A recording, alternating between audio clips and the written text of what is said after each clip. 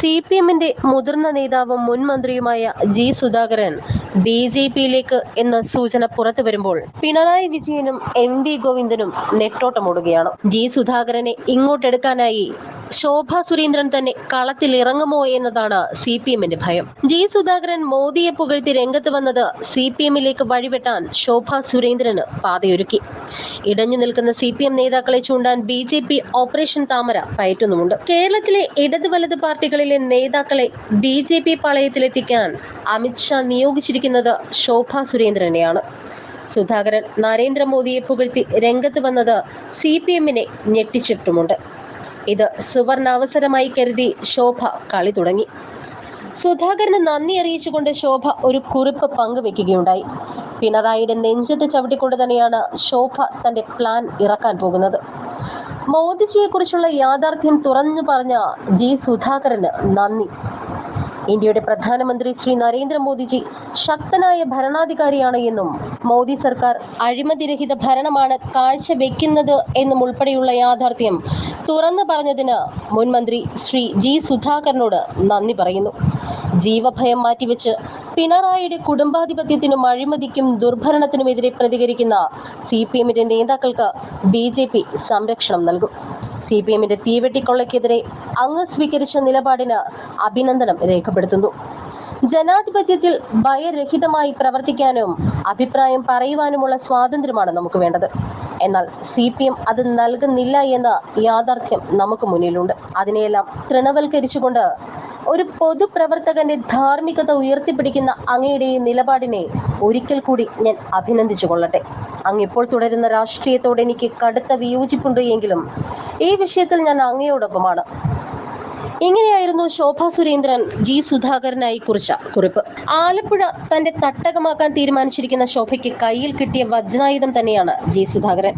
കാരണം ആലപ്പുഴ CPMൽ വിഭാഗീയത രൂക്ഷമായിരിക്കുകയാണ്. ഇതിനോടകം പലരും പാർട്ടി വിട്ട് പുറത്തു പോയിട്ടുമുണ്ട്. അത് മാത്രമല്ല, ആലപ്പുഴക്കാരനായ ജി സുധാകരനെ പാർട്ടി അവഗണിക്കുകയുമാണ്. ഇതിൽ കലിതുള്ളിയാണ് സുധാകരൻ പിണറായിക്കെതിരെയും പാർട്ടിക്കെതിരെയും രംഗത്ത് വന്നത്. സുധാകരനെ തഴയുന്നതിൽ അദ്ദേഹത്തിന്റെ അണികളും ഇടഞ്ഞു നിൽക്കുന്നുണ്ട്. കൂടാതെ SDPI CPM ബന്ധത്തിന്റെ പേരിൽ ആലപ്പുഴയിൽ നിന്ന് സഖാക്കൾ പാർട്ടി വിട്ട് പുറത്തു പോവുകയുമുണ്ടായി. ഇവരെ തിരികെ എത്തിക്കാൻ MV ഗോവിന്ദൻ പല പണിയും ഇതുവരെ നോക്കിയിട്ട് നടന്നിട്ടില്ല. അടിയുറച്ച CPM വിഭാഗക്കാരായ കുടുംബങ്ങൾ കൂട്ടത്തോടെ പാർട്ടിക്ക് പുറത്തു പോകുന്ന കാഴ്ചയാണ് ഇപ്പോൾ ഉള്ളത്. ഇത് CPMന്റെ അടിത്തറ തന്നെയാണ് ഇളക്കി മാറ്റുന്നത്. ലഹരി സംഘങ്ങളുമായി നേതാക്കൾക്കുള്ള ബന്ധത്തിന്റെ പേരിൽ പാർട്ടിയിൽ ഒരു വിഭാഗം പുറത്തുപോയി. അങ്ങനെ ആലപ്പുഴ CPMൽ വലിയ പൊട്ടിത്തെറിയാണ് നടന്നുകൊണ്ടിരിക്കുന്നത്. ആ പൊട്ടിത്തെറി തന്നെയാണ് ശോഭ സുരേന്ദ്രന് വോട്ട് കൂടാൻ വഴിയൊരുക്കിയത്. CPM വോട്ടുകൾ ശോഭയ്ക്ക് പോയി എന്നാണ് റിപ്പോർട്ട്. അങ്ങനെ ആലപ്പുഴ ശോഭയ്ക്ക് അനുകൂലമായി നിൽക്കുന്നു.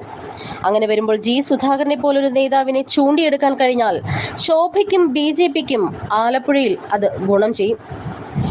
സുധാകരൻ മോദിയെ പുകഴ്ത്തിയത് വെറുതെ അല്ല എന്നതാണ് അടക്കം പറച്ചിൽ. CPMൽ മനം എടുത്തു നിൽക്കുകയാണ് സുധാകരൻ. മറുകണ്ഠം ചാടുമോ എന്നാണ് CPMന്റെ ഇപ്പോഴത്തെ ഭയം.